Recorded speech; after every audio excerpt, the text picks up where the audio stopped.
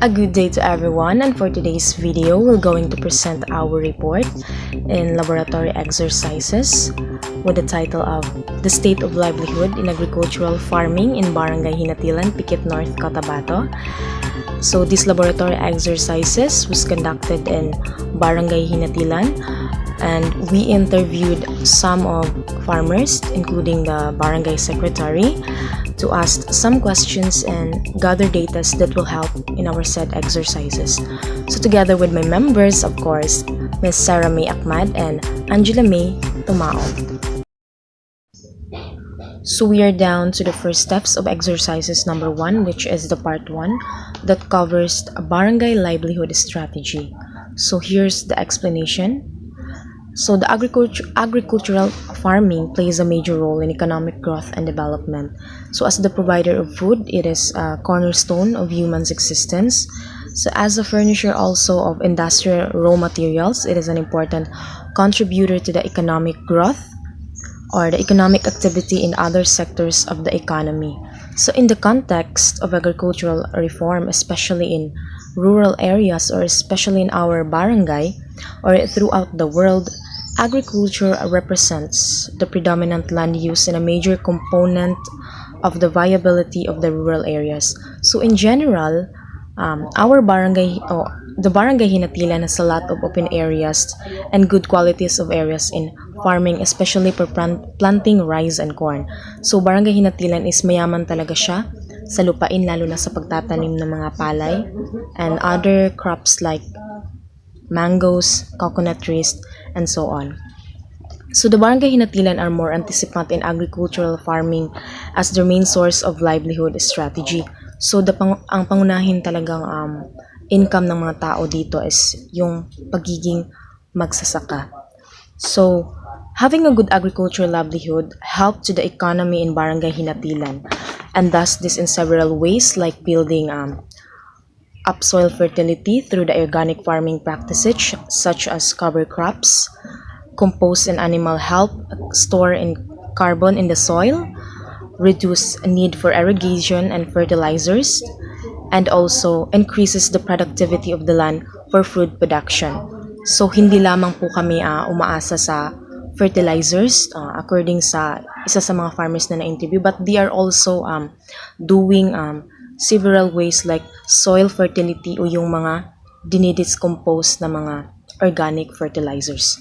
So in Barangay Hinatilan, people not only produce rice as their primary source of income, but they have also coconut trees, banana trees, mangoes, mungus, and fish. So that is one of the advantage in the Barangay Hinatilan. So the agricultural farming system in Barangay Hinatilan still having a large amount of profits due to the large amount of good crops that provide their community as a standard of living and agricultural farming. So as an interviewer, as we conduct in Barangay Hinatilan, we can clearly see that the people there continuously provide their basic needs through agricultural reform, and I can clearly see that they have many income, the profits due to the large amount of good crops. So the farmer markets allows also to the small farmer that made the Barangay Hinatilan more chances to sell an income. The products of the consumers that made through the sustainable agriculture also. The Barangay Hinatilan made their community more abundant to take care of the farmland areas. I can see that the farmers is responsible enough to take care of their land, and that's why we can clearly observe that they are still manage to provide their basic necessities through the agricultural farming. So we're down to the part 2, which is activities of the farmers and the rest of the family. So here in part 2, we're going to determine the input, the throughputs, and the output of each activity. So take note, it is a diagram which I am going to consider, or we're going to consider by the respondent as a very important. So input, ito na yung mga resources na meron ng isang farmers which is available, or ito yung mga ginagamit for planting. So ang mga available dito is yung land and soil, labor, pesticides, fertilizers, machinery and tools o yung mga modern technologies na kagamitan, seeds, and the very important, which is the water. So dito sa output naman, ito yung mga harvested crops. So ito na yung mga naani ng isang farmer from input. So the livelihood strategy of Barangay Hinatilan produces harvested crops in the field of agricultural farming such as rice, corn, banana, mangoes, mango, coconut, and fish. So farmer use this strategy as their main source of income. So dito naman sa throughputs, ito yung mga responsibilities or the processes on how they handle to plant such as resources. So as a farmer, they face many responsibilities.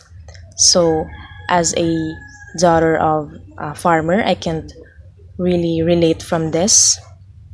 So they are preparing for planting or starting from its seeds, cleaning and planting area, especially the irrigation, and most of all, waiting a few months before being able to harvest their respective products.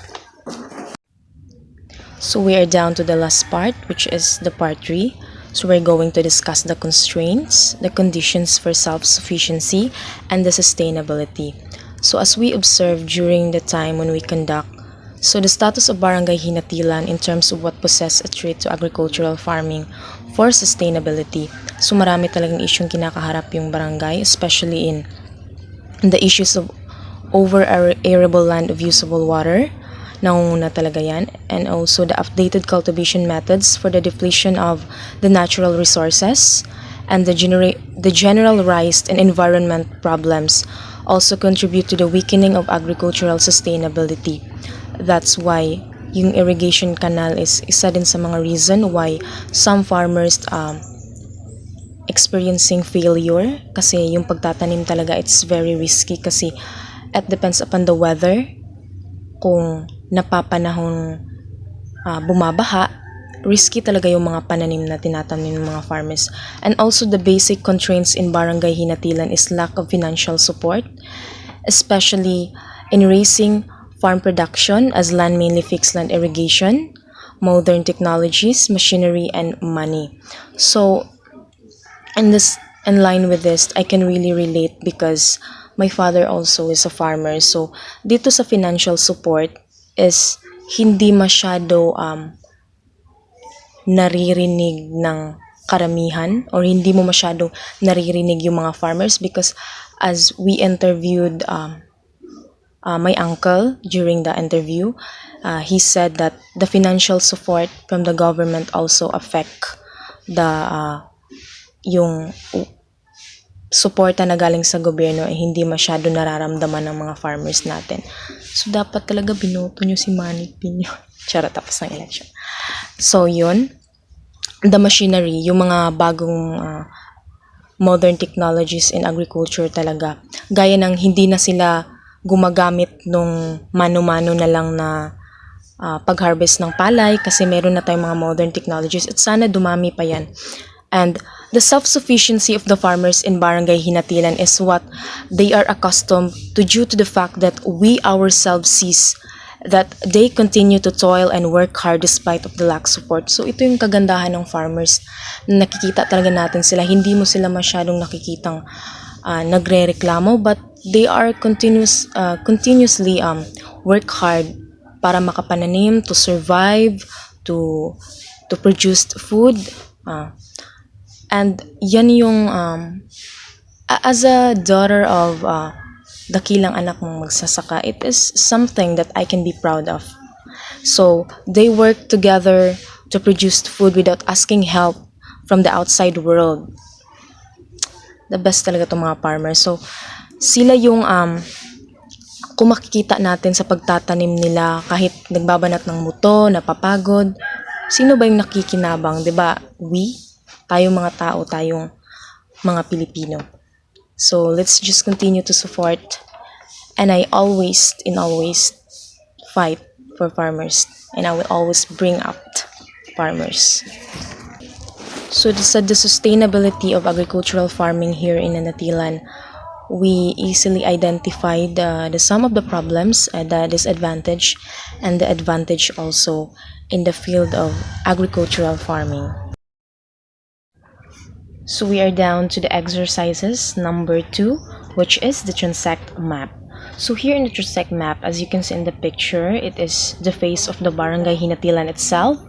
So here in the transect map, it is a wide space that covers natural resources. Ito na yung mga different natural resources in accordance and in terms of agricultural farming. So as we can see in the picture, there are different crops, especially rice in the community surrounding. So makikita talaga natin yung mismong Barangay Hinatilan itself na napapilibutan siya ng mga natural resources. At ang isa dyan is yung rice na nakikita natin sa community surrounding. So there are small houses, nakapalibot yung small houses. There are also some of the fish ponds. Yes po, marami pong fish pond ang Barangay Hinatilan.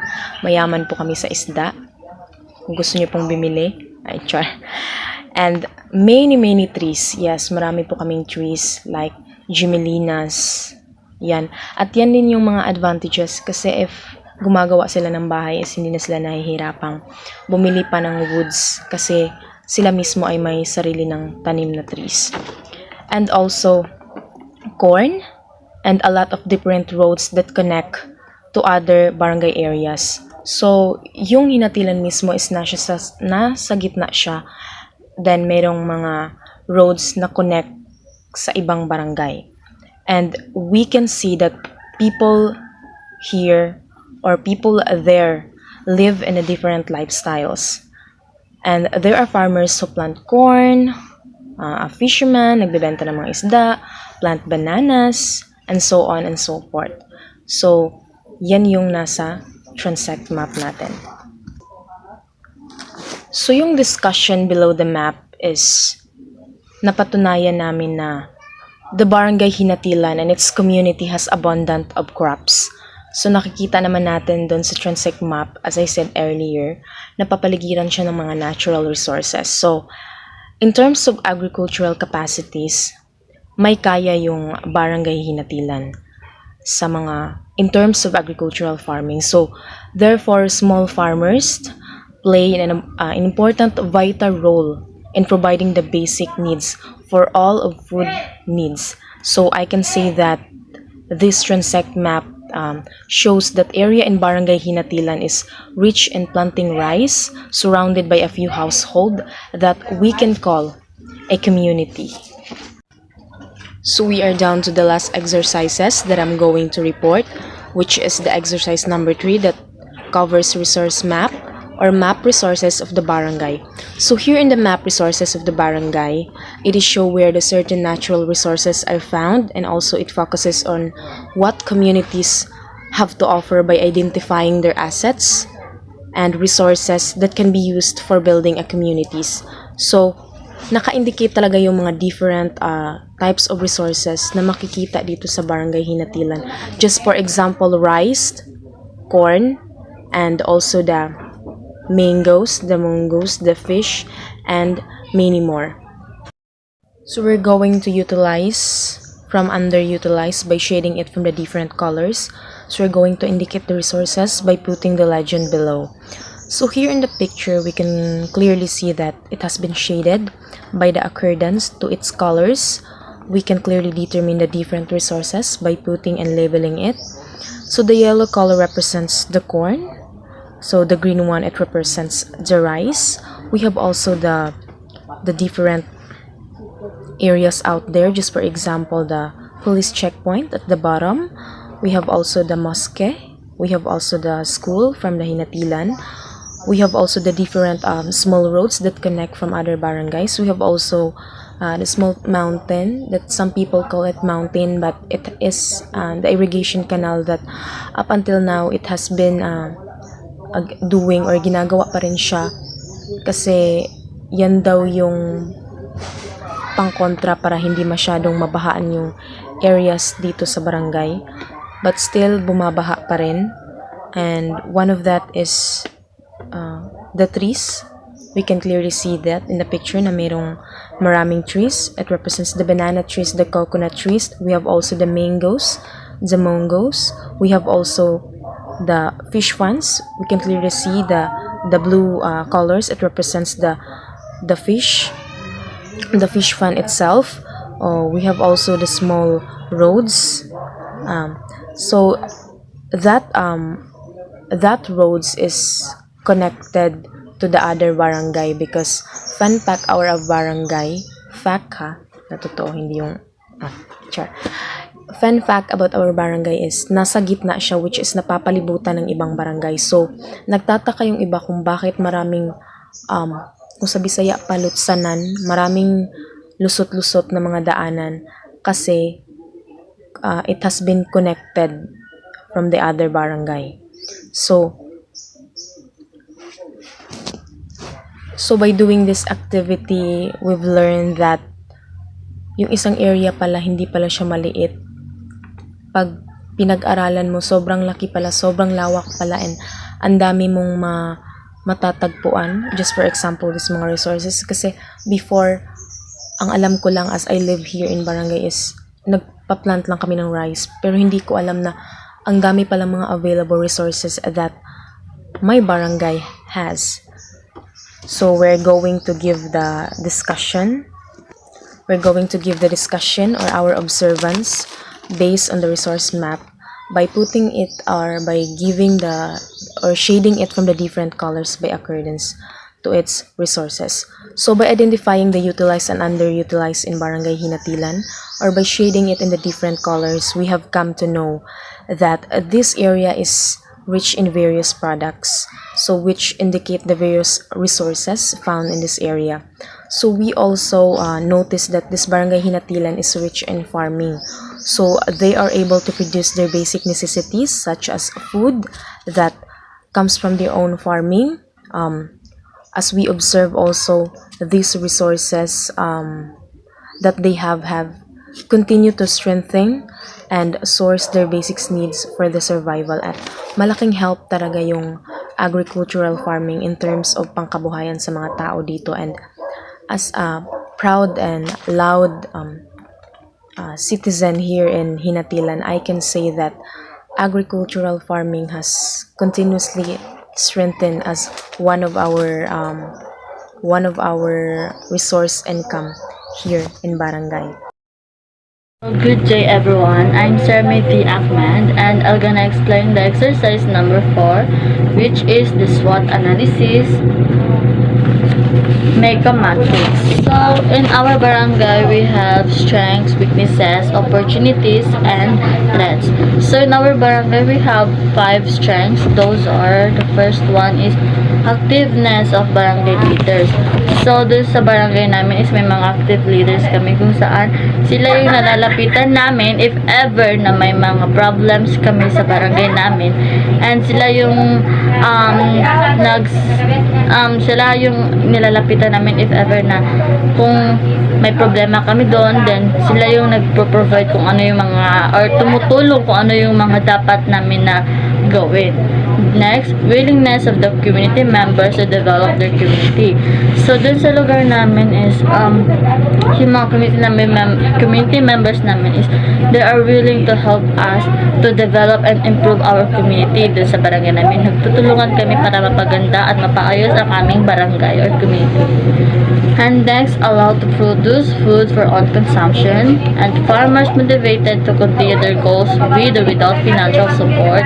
So doon sa barangay namin, yung farmer namin is ginagawa pa rin nila yung obligasyon nila para sa barangay namin, or para ma-achieve nila yung goal or ma-continue pa rin na ginagawa nila yun para ma-achieve namin para ma-achieve nila yung goal, para makapag-provide sila ng mga foods na kailangan namin with or without support. And next is favorable weather conditions. So dun sa lugar namin is minsan mainit and minsan din umuulan, pero pero dun sa lugar namin is pag sobrang lakas na talaga ng ulan is nagkakos na ito ng baha sa lugar namin. Kaya yun yung isa sa weaknesses namin dun sa lugar namin, yung pagbaha pag sobrang ulan. Pero mas maganda rin naman yung weather dun if balance lang yung init at saka yung ulan. So next is the weaknesses. We have 7 weaknesses in our community. First is insufficient knowledge of community members regarding in concretizing their ideas. So siguro dun sa community namin, yung mga tao dun, when it comes to asking their ideas, kung ano yung pwedeng gawin namin sa isa naming problema dun, is medyo kulang pa rin or hindi pa sapat yung knowledge kung paano namin gawin yung or paano namin masolusyonan yung problema namin doon. Next is technological problems of the crop. Next is floods that cause of excavation in irrigation canals. So yun na yung sinasabi ko na pag sobrang lakas doon, na pag always umuulan doon sa amin, is nagkokos ito ng baha doon dahil sa kanal namin na sobrang ang tawag yun, yung mababaw, kaya umaapaw yung tubig sa kanal or sa imburnal namin, kaya nagkokos ito ng baha doon sa lugar namin. Next is low assistance of the producers, individualism mindset, low levels of schooling, and lack of manpower. So in opportunities naman is we have 6 opportunities in our community. So those are the first, leadership or value formation training for barangay leaders. So dun sa amin is may training doon for our incoming leaders doon sa community namin. Next is opportunity for new investment, reducing the risk through the help of government body, increase search for traditional products, maintenance of abandoned areas. So dun is pwede namin na example yung abandoned areas, dun pwede namin silang gawan ng kung pwede project or gawan ng kung pwede makakatulong sa community namin. And last is possibilities of increasing productivity and efficiency. So dun and then dun sa community namin is we have 5 threats. First is war. So kadalasan dun sa community namin or sa lugar namin is always talaga na may away doon, may patay, may nagbabarilan. Kaya yun yung kaya minsan nakakatakot na rin dun sa lugar namin. And next is poor conditions of quality of life for farmers family. So dun minsan is yung mga farmer is sila na nga yung nagbibigay ng nagpo-produce ng mga foods namin, is sila pa yung hindi masyado na pagtutuunan ng pansin ng gobyerno or ng mga tao doon. Sila pa yung naghihirap mismo. Next is complexity of members in the community in farming land areas, low value of agricultural activities in social life, and animal health conditions. Next is discuss what you observe and learn. So our analysis was made faster because of knowing the order and beauty of this barangay. Also based on our observation is na-identify namin kung ano yung strengths, weaknesses, opportunities, and threats in our barangay Hinatilan. So na-identify din namin kung ano yung mga problems and issues na i-experience or na-i-experience ng lugar namin. So as a result in our observation and what we've learned here is nakita namin kung ano yung mga dapat gawin or matapos para to make our lives better, ang ating hanap buhay at ang ating community, para di na tayo makaranas pa ng paghihirap. And mas natutunan din namin na mas mahalaga yung pagtutulungan or unity and cooperation ng bawat isa para sa ating sarili din at para ma-achieve natin yung sinasabi na peaceful life and para wala na rin gulo na mangyayari sa ating community. So, next is the exercise number 5, which is the historical map. So, nag-state dito kung kailan or ano yung mga events na nangyayari dun sa petsang yon. So, every month of May in the day of 12, celebrate nila about Saint Gregorio Patronal Fiesta. So, this events is historical and holiday in Barangay Hinatilan as they celebrate the patronal saints which they are devoted with it. Next, every month of December in the day of 23, about Paskohan ng Kabataan, these celebrations always conducted in every month of December as it was the Christmas seasons. It encouraged all kabataan in their barangay to participate in the said event. Next, on March 10, about Women's Day celebration naman. So, kababaihan ka ay kababaihan, babae ka, hindi babae lang. So, this activity was sponsored and conducted by the DSWD together with SK Sangguniang Kabataan. And last, January 20, Kabataan ng Hinatilan Youth Day Development Program. So, this program was conducted through the help of SK ng Hinatilan, especially to the youth of their community. Next is gonna discuss the important events in our barangay or community. So the history, it gives us the opportunity to understand or to learn the others past mistakes, and it help us to understand bakit nila nagagawa yung mistakes nila noon and kung bakit sila ganon. So as a result, it help us to become more impartial as decision makers. So, in Barangay Hinatilan, shape their culture, faith, and beliefs, and how they carried out the events, or kung paano nila ito napapanatili pa rin at hindi ito nawawala sa kanilang event, and patuloy pa rin nila itong sineselebrate. And sa lugar naman nila, how they make their place going strong after the struggles or problems that they encountered. Patuloy pa rin itong matatag at hindi pa rin ito nawawala. And also, those people naman doon, or the people there in the Barangay Hinatilan, are strong pa rin naman as same lang sa kanilang lugar. And as we can see na naman na different forms of events and activities, it helps people to achieve and to understand kung gaano kahalaga yung event na yun, na hindi lang yun basta-basta event, kasi may importance naman yung event na sineselebrate nila. So, for example, dun is yung in youth, they can readily and easily transfer in engaging this kind of activity. So, may benefits pa rin naman, or may nagagawa pa rin namang maganda or mabuting dulot yung event sa kanilang buhay, especially those youth. So we observe that engaging in community service in such events provides students and other community members with the opportunity to become active members of their community, and has a lasting positive impact on society at large. Community service or volunteerism enables students and youth to acquire life skills and knowledge, as well as provide a service to those who need it most. That's all. Thank you.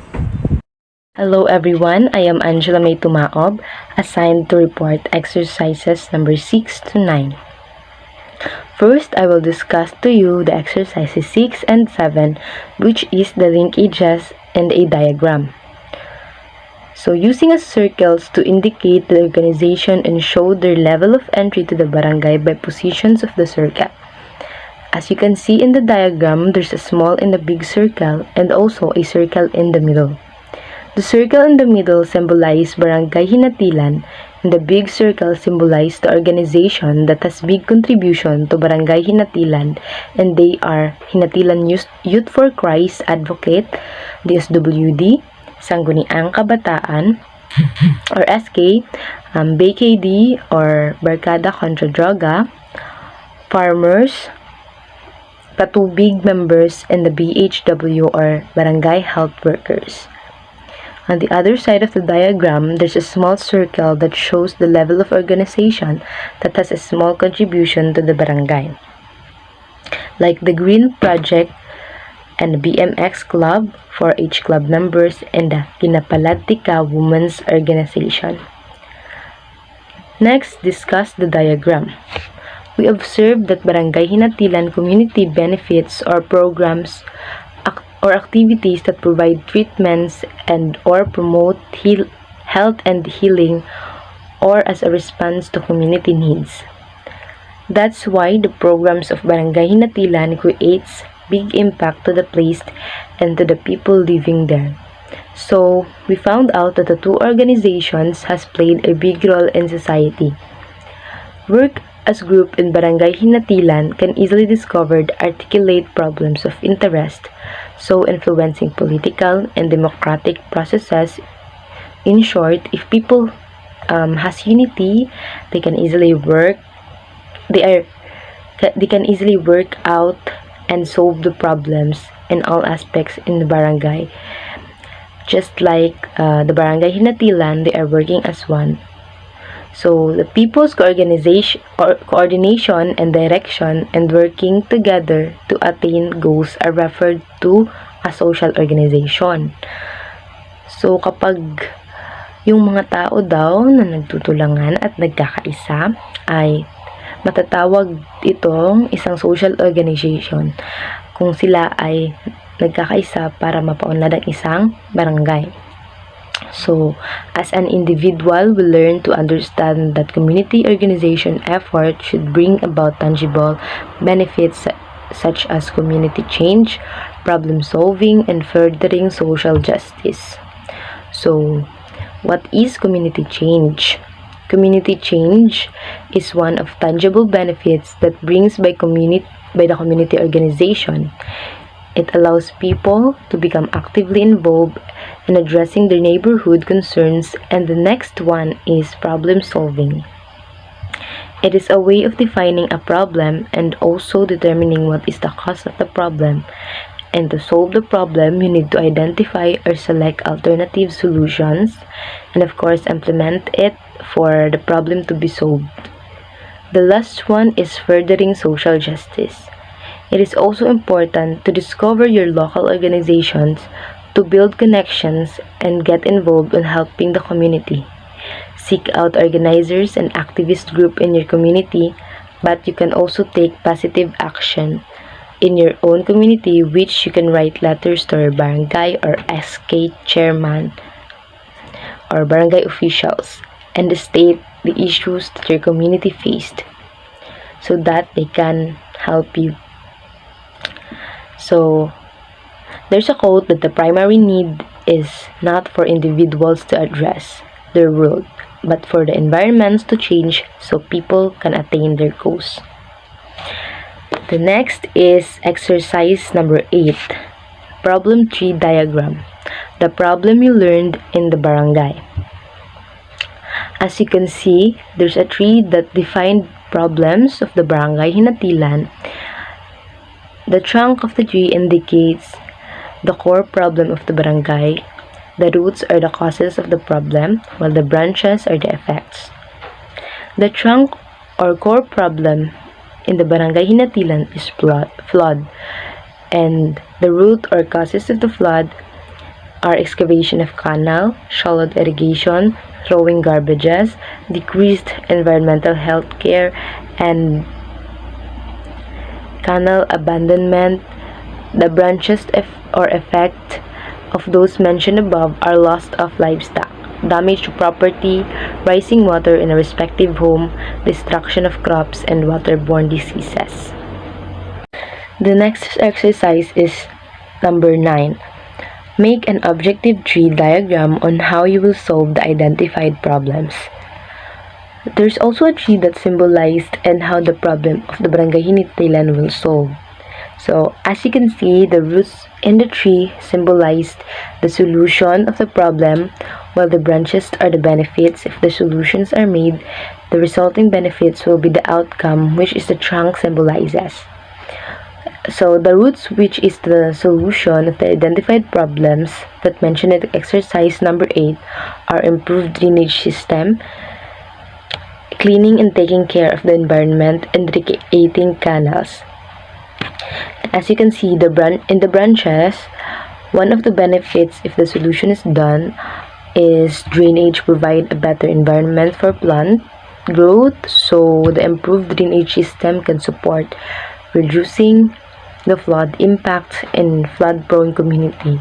So the canal help regulate the flow and deliver the correct amount of water to the different branches of the system and onward to the irrigated fields. And its outcome will be earlier planting and harvesting, deeper root growth, better fertilizer usage, increased bacterial action, total field farming, and reduces production costs. And that's it. That's only for exercise number 6 to 9.